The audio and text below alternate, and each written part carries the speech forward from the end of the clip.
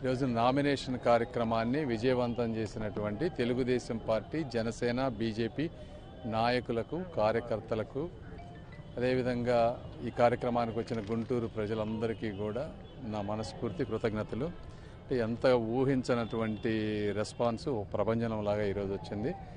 రెండోది, నన్ను నమ్మి ఈ పార్లమెంటు సీటు నాకు ఇచ్చినటువంటి చంద్రబాబు నాయుడు గారికి కానీ, లోకేష్ గారికి కానీ, అదేవిధంగా నన్ను సపోర్ట్ చేసినటువంటి జనసేన పవన్ కళ్యాణ్ గారికి, వీరితో పాటు అసలు ఈ పార్టీని పుట్టించినటువంటి, ఒక ఆశయ సాధనతో పుట్టించినటువంటి నందమూరి తారక రామారావు గారికి, వీళ్ళందరికీ కూడా నా కృతజ్ఞతలు.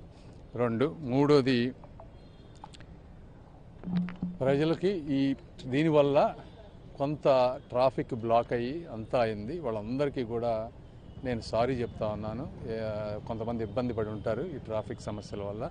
నా ఉద్దేశం వేరే వాళ్ళకి ఇబ్బంది పెట్టాలని కాదు. కాకపోతే ఈ ఎలక్షన్ ప్రక్రియలో ఇప్పుడున్న పరిస్థితుల్లో ఇది తప్పనిసరి కాబట్టి చేయాల్సి వచ్చింది. ఏదన్నా ఎవరికన్నా జరిగితే ఆ విషయంలో నన్ను క్షమించండి.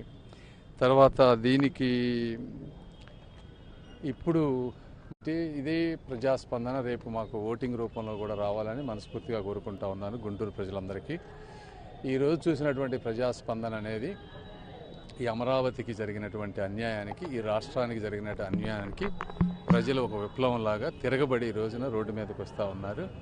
నాకు తెలిసి ఈ ప్రాంతంలో ఎలక్షన్ అనేది it is just a nominal. Already ఒక భారీ మెజారిటీతో విక్టరీ అయిపోయింది అనేది నేను పర్సనల్గా భావిస్తూ ఉన్నాను.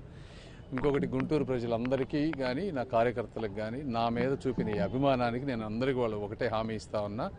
మీరు పెట్టుకున్న నమ్మకాన్ని ఎట్టి పరిస్థితుల్లో కూడా నేను వమ్ము చేయను.